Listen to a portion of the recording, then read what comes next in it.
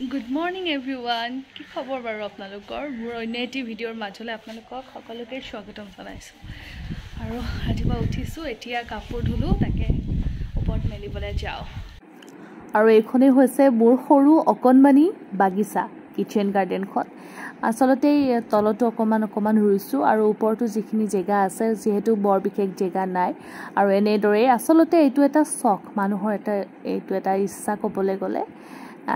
কিছুমান মানুহৰ বহুত বেছি জেগা থাকিও তেওঁলোকে ইচ্ছা প্ৰকাশ নকৰে, আৰু মই সেই অকণমান জেগাটো আচলতে এনেদৰে ৰুওঁ। আচলতে খুব বেছি মোৰ প্ৰিয় কামৰ ভিতৰত এবিধ বুলি ক'ব লাগিব। আৰু যিখিনি হয় অকণ এপদ বস্তু হয় আমাৰ ঘৰৰ, মানে যিহেতু আমি 4জনে সদস্য, আমাৰ হৈ যায়গৈ। আৰু অৰ্গেনিক বস্তু অকণমানেই যথেষ্ট নহয় জানো। আৰু জেগা যিহেতু নাই, একেবাৰে জেগা কম, আৰু তাৰ উপৰিও মই এনেদৰে ইয়াতে চাং পাতি এনেদৰে ৰুবলৈ চেষ্টা কৰিছোঁ। যিসমূহ বতৰৰ শাক চব্জি মই প্ৰায় ৰুবলৈ চেষ্টা কৰোঁ, অকণকৈ হ'লেও অৰ্গেনিক বস্তু খাবলৈ চেষ্টা কৰোঁ। আৰু জিকা লাগিছে, এতিয়া মই জিকাকেইটা ছিঙি ল'ব, আৰু জিকাকেইটা ছিঙি একেলগে পাকঘৰলৈ লৈ আহিছোঁ। আৰু এতিয়া ব্ৰেকফাষ্ট বনাবলৈ আৰম্ভ কৰিছোঁ। আৰু এইফালে চাহী পনীৰ মই বনাই আছোঁ। আৰু যিহেতু একেবাৰে দুপৰীয়াৰ বাবেও মই বনাবলৈ আৰম্ভ কৰিছোঁ। আৰু ফাৰ্ষ্টে মই ব্ৰেকফাষ্টত কৰ্ণ মেগী খাই লৈছোঁ, লগত এগ এটা বইল কৰি দিছোঁ। আৰু এয়া হৈছে হাঁহৰ ডিমৰ কাৰী। মা আৰু মইহে খাওঁ দেই, কাৰণ দেউতাহঁতে নেখায়।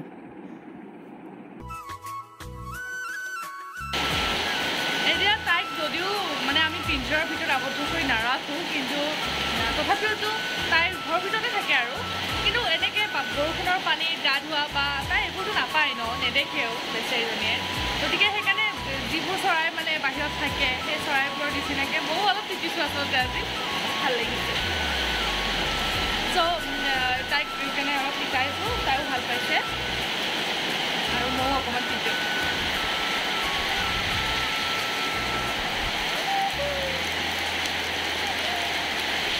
বাহিৰত বৰষুণ, আৰু আজি মিঠুক দিছোঁ তিতিবলৈ। কেনেকুৱা পাইছা?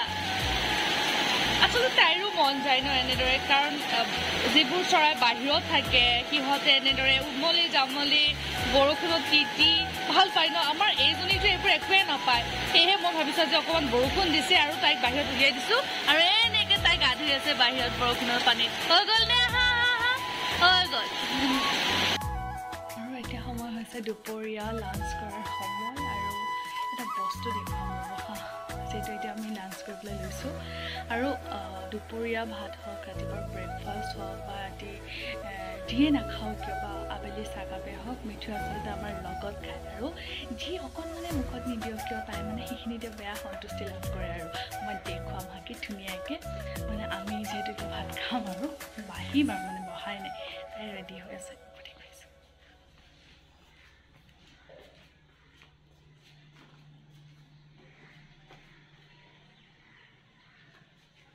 এখন থালি, তাই থালখন লোৱা, তাই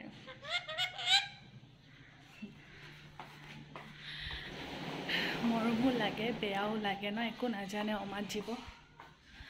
গতিকে সেয়াই, আৰু আমি যিটো তাকেইটো খাব ন। আৰু এতিয়া অৰিয় মিঠু দুইটাকে গা ধুৱাই দিলোঁ ৰ'দত বাহিৰত। কিন্তু মনটো অকণমান বেয়া লাগি আছে, কাৰণটো হ'ল অৰিয় একো খোৱা নাই মানে ৰাতিপুৱাৰ পৰা। এতিয়াও মই অকণমান মাটনৰ লেগ আছিলে, সেয়া দি ভাতটো সানি দিলোঁ ধুনীয়াকৈ, কিন্তু ভাতটো খাব বিচৰা নাই। কিয় বা জানো কি হ'ল, গৰমৰ কাৰণে হ'ব পাৰে ন। আচলতে মানুহ হওক জীৱ জন্তু হওক খুব বেমাৰ হৈছে গৰমৰ কাৰণে। আৰু যিহেতু মই ৰাতিপুৱা ধুনীয়াকৈ গাখীৰ বিস্কিট হওক বা শুকান ৰুটি বনাই দিওঁ, কিন্তু আজি মানে আনকালৰ ফ'কাছটো মানে আজি মানে আনকালৰ দৰে মানে খাবলৈ বিচৰা নাই, আৰু মানে শুয়ে আছে মূৰটো পেলাই। সেইটো কাৰণে অকণমান মনটো বেয়া লাগি আছে আচলতে। সেয়া ভাতটো দিছোঁ, সেয়া শুয়ে আছে। আপোনালোকক দেখুৱাই আছোঁ, তলত শুই আছে। মই আচলতে মানে গা ধুৱাইছোঁ, গা ধোৱাৰ পিছত মানে দৌৰি যায় ন অ'তত, তেতিয়া মানে লেতেৰা হয় আচলতে লোমবোৰ। সেইকাৰণে মই অকণমান শুকুৱাবৰ কাৰণে অকণমান সময় এনেদৰে চিকলি লগাই থৈছোঁ, কিন্তু মানে মূৰটো পেলাই শুয়ে আছে। সেইটো কাৰণে বেয়াও লাগি আছে, খাব বিচৰা নাই আচলতে। মই ভাতটো খাই আকৌ এবাৰ তলত যাম, দেখুৱাম বাৰু। এতিয়া মই দেখুৱাইছোঁ বাৰু তলত কেনেকৈ শুই।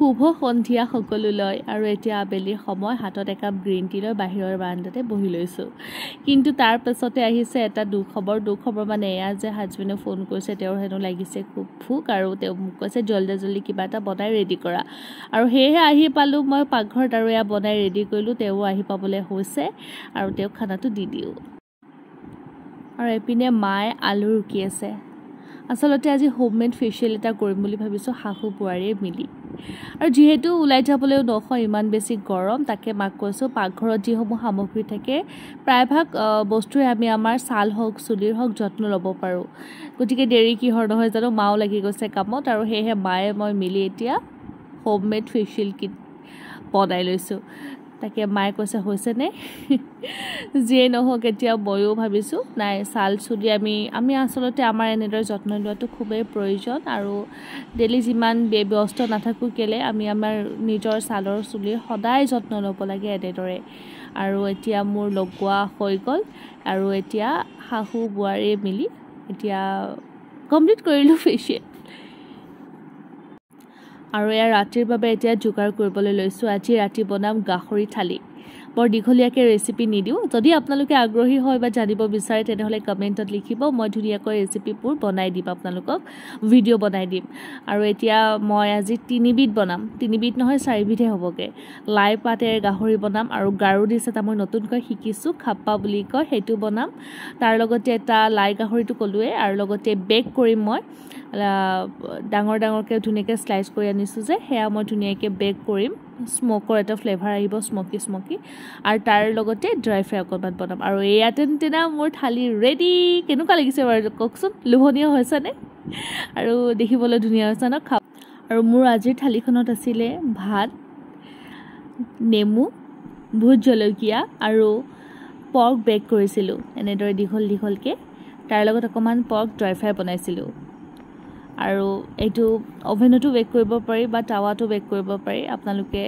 যেনেদৰে বিচাৰে বনাব পাৰে কিন্তু এই ৰেচিপিটো মই লৈ আহিম বাৰু খাবলৈ বিৰাট টেষ্টি হয় আৰু তাৰ লগতে এয়া আছিলে খাপ্পা গাৰু ডিছত মই প্ৰথমবাৰৰ বাবে বনাইছোঁ মই আচলতে ৰিচেণ্টলি আপোনালোকক ভিডিঅ'ত দেখুৱাইছিলোঁ মোৰ হাজবেণ্ডৰ কলিগ এগৰাকী ঘৰত বাৰ্থডেত গৈছিলোঁ আৰু তাত খাই ইমান বেছি ভাল পালোঁ চ' এবাৰ মই ফাৰ্ষ্ট টাইম ট্ৰাই কৰিছোঁ আপোনালোককো শ্বেয়াৰ কৰিম বাৰু আৰু লাই পাতেৰে গাহৰি বনাইছিলোঁ আৰু সম্পূৰ্ণ এখন গাহৰি থালি লোভ লাগিছেনে আজিলৈ ইমানেই ভিডিঅ'টো শেষলৈ চোৱাৰ বাবে আপোনালোকক আটাইকে অশেষ ধন্যবাদ জ্ঞাপন কৰিছোঁ আজিলৈ এৰিছোঁ দেই বাই